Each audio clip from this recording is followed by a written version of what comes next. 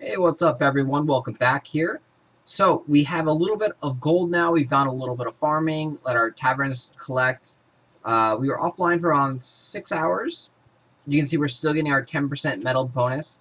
And what has come out of this is they believe that it's the top 1,000 get a 5% metal increase, and then down to around the top 500 get a 10% metal increase. And then somewhere between like the top 100 or so get higher. Uh, because someone in the top 10 is looking to get about a 50% metal increase.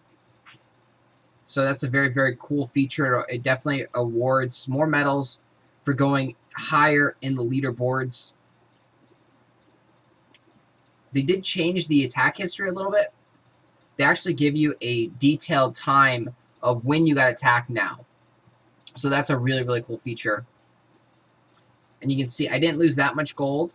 I had a million gold on there, and that's because of the new gold shield feature where 750,000 is safe, 100% safe, so they cannot touch it. So I only lost a very, very tiny amount of gold. And then we also do have the free gold shield, so we can go ahead and put a gold shield on. We got a free gold shield on. We don't know exactly the cooldown. The patch note said is every time that you log off and then you lose gold from a session, the next time you log back on, you can get the free gold shield. So pretty much, if that's the case, you can have an infinite gold shield because log on, 3 hours safe, play, log off, get attacked once, log back on, and then protect your gold for 3 hours, etc., etc. So every 3 hours you get a gold shield. So we'll see if that's actually the case, because there's a lot of other cool little tricks that people have discovered so far for the story mission. There's a way to get free item slots. We'll talk about that a little bit more.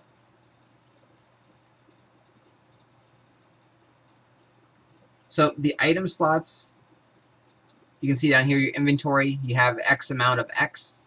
So I have 22 of 27.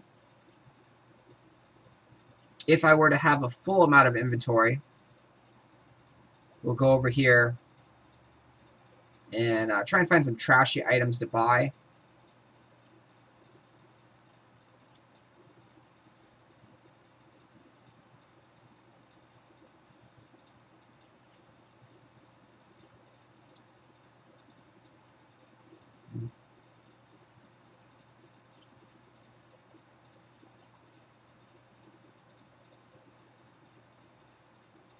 So we're trying to fill up our inventory slots so I can show off this new feature. It's not working out too well. I found a couple things here.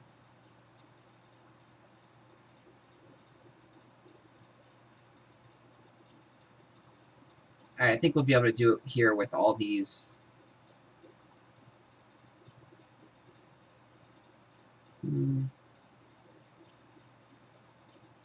Yeah, go ahead and use the pearls.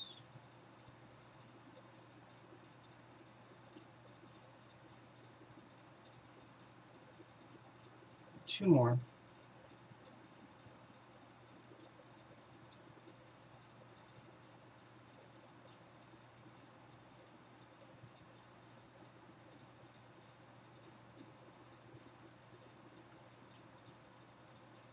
Yeah, so I'm just wasting money and pearls to get the inventory filled up.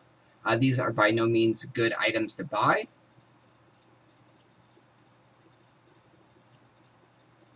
And perfect. So now we have a full inventory of items. 27 of 27. So we will go into the story mode now, or the dungeon. I still don't know what exactly to call it. I guess it's a dungeon. It's because there's no story to it. So it's a dungeon. Alright. So for those that haven't seen, this is the dungeon layout.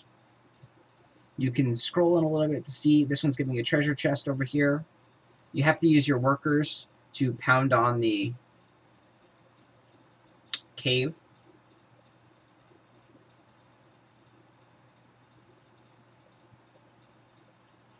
You can get a good amount of gems down here, and there's also a good amount of loot as you get further down into the dungeon. So here's one right here that's giving out a special item. So remember, we have a full inventory right now, so we cannot get any items, supposedly.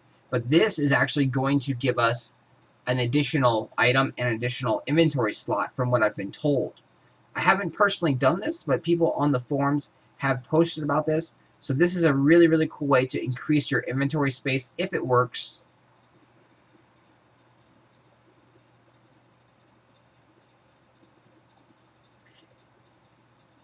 And you notice the colors of the units have changed quite a bit. We are a darker blue now.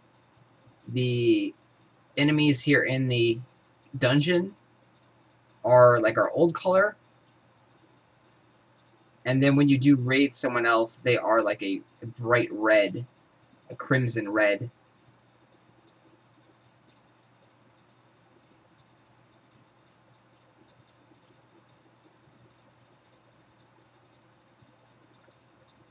So a very, very cool castle gate design here. This is one of my favorite new features they have here. This dungeon looks cool, and they have a nice castle gate. Too bad it doesn't have any like special powers, like laser eyes or something.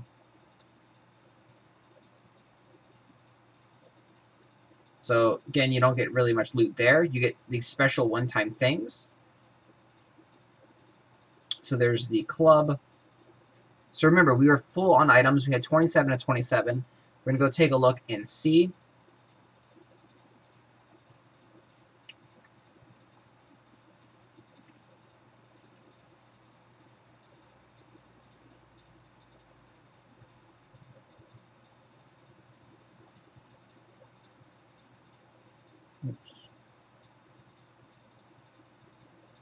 And there you go. It is lagging a little bit here. But here you go. We have 28 of 28 now. So a free way, secretly way to actually increase your inventory space. So this is a great, great feature. It will allow you to store a lot more items, which will allow you to sell those items back for a bigger amount of gold when you need them, and have different amounts of weapon sets and armor sets. So make sure you utilize this feature going forward into every one of those special dungeon battles, because there's only a limited amount. There's a total of 70 missions in there, and not all of them give weapons or gear. So you may be able to increase your inventory by like 20 slots by doing this. And if you miss out on a couple, then you missed out on 10 extra slots or so. And those slots are freaking expensive. They charge you like 50 gems for a slot. So here's another one over here we can go do. And once you have done them, the special reward, the one-time reward, goes away. You can redo them and get more of this tiny 548 gold.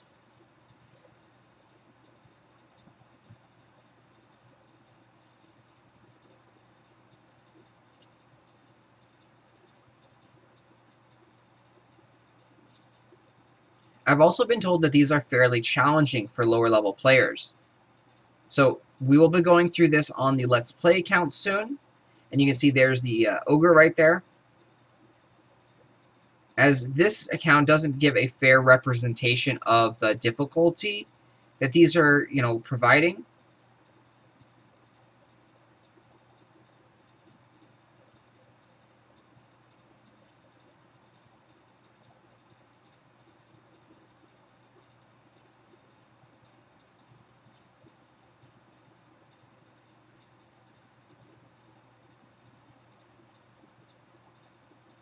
And then you do also unlock the troops down here. You unlock the monsters, and you do not need to level them up. You just need to keep continuing on in the cave.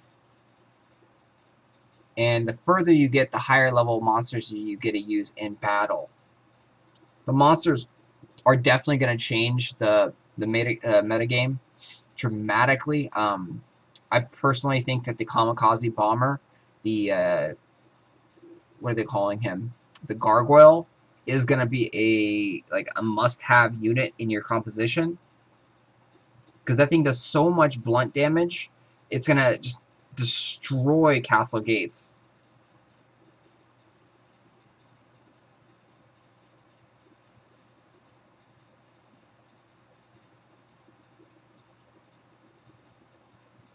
So here you can see I can equip the Ogre. He's level 1.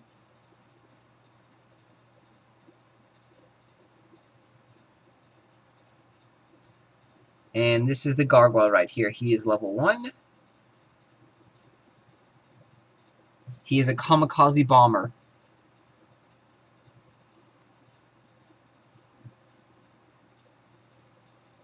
So that's why his damage per second is huge. He has 600 blunt damage, which is like an insane amount of blunt damage, and that's level 1. At level, I believe 4 is his max.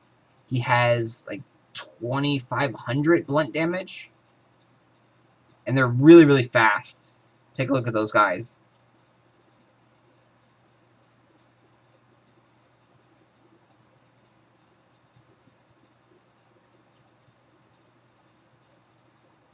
You do have to get 100% on these missions as well. You cannot miss a tower or miss a trap. That will not let you unlock the next mission. So you must get 100%. So that's going to pretty much do it for us here. Like I said, I will be walking through this with the Let's Play series and going over some more of the cool features, tomorrow, today, later on. And again, thanks for watching. Please like, share, and subscribe the videos.